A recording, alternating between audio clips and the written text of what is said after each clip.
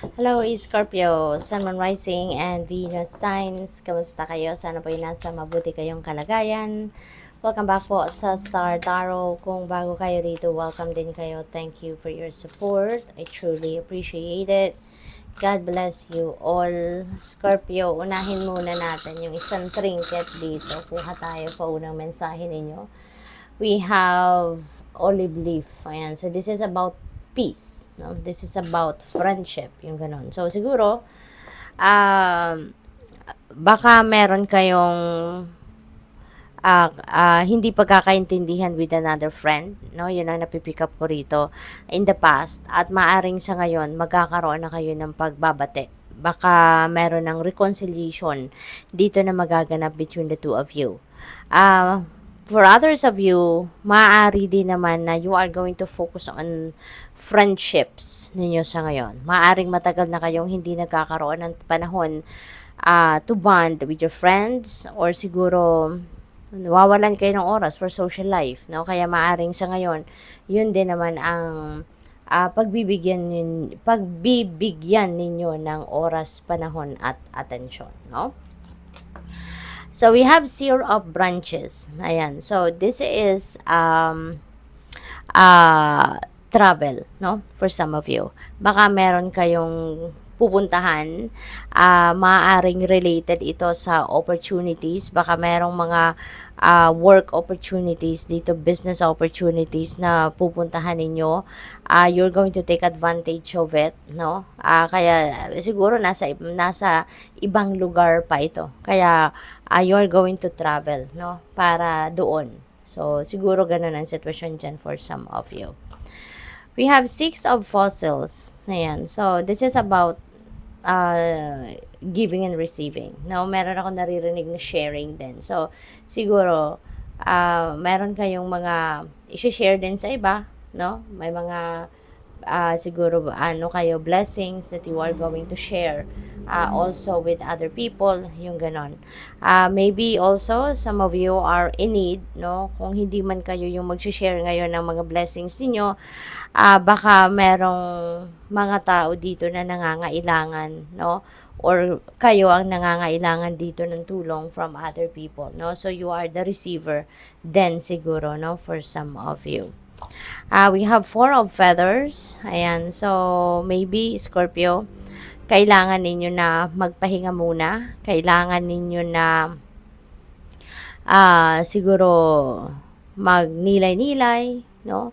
Mag-step back muna kayo from what is causing you stress or from what is making you busy sa ngayon. At maybe kailangan ninyo na mag-spend time muna kayo with nature, no? So, siguro merong ganong sitwasyon ang iba sa inyo rito. So, maybe kailangan din ninyo rito na mag-self-care, okay? Kasi baka lagi kayong busy, lagi kayong preoccupied. So, sa ngayon siguro, baka may mga imbalances na nagmamanifest sa buhay ninyo, kaya ito ang imbitasyon para sa inyo. So, you need to step back muna from what is making you busy. At kailangan mo na mag-ano muna kayo. Kailangan na mag-alagaan ninyo muna ang inyong sarili. Okay?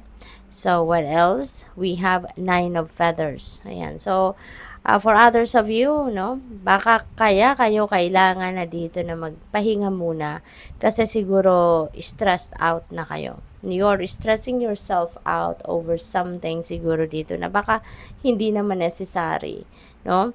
Kasi baka ito baka in anticipation, yung kung anong kinakaworry ninyo, baka this is an in anticipation, sorry, sa mga posible na magiging problema. So, parang inuunahan nyo na siguro ang sitwasyon, hindi pa man nangyayari, parang ini-expect mo na, no? So, Scorpio, kaya mas lalo kayong nag-aalala, mas lalo kayong nai-stress because syempre, kung hindi naman ninyo nakikita pa ang sitwasyon, so iba-iba yung may isip ninyo, maganganak, no, yung worries ninyo. Kaya feeling ko ganun ang sitwasyon ng iba.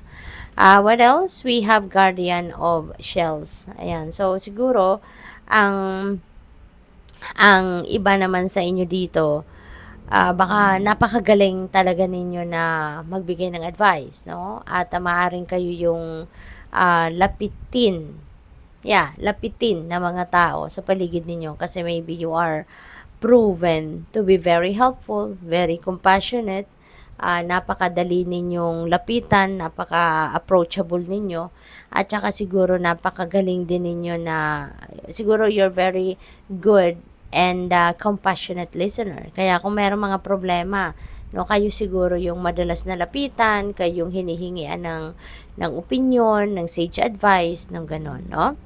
At saka, very sensitive, very intuitive kayo, no? Very loving, yung ganon.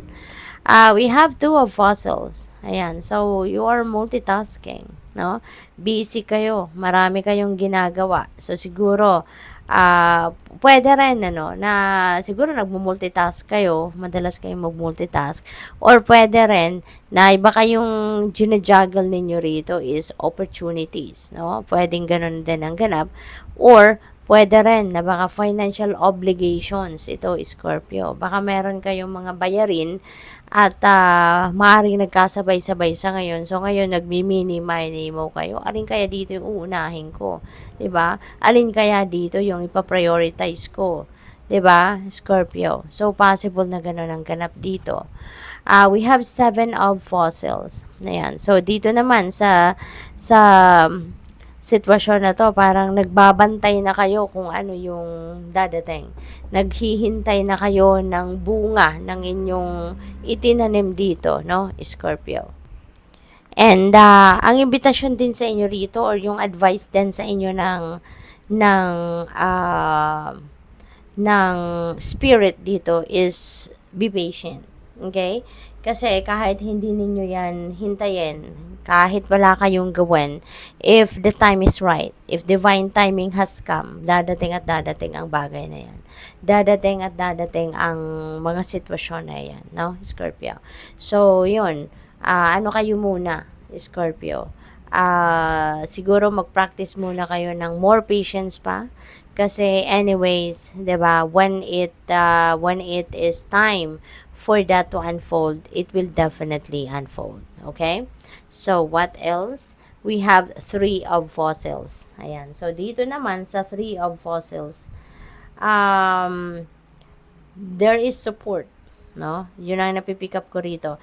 Baka ang iba sa inyo rito merong task na dapat gawin. And maybe you are seeking for support from other people. Maaaring meron dito kayong maaaring meron kayo ritong kailangang suportahan na kaibigan, no? Or baka kayo yung lalapitan ng mga kaibigan ninyo para suportahan kayo sa inyong proyekto, sa inyong plano, sa inyong mga ideas, no? So, yun ang napipick up ko dyan. Good luck. Thank you for watching. Love and light. Namaste.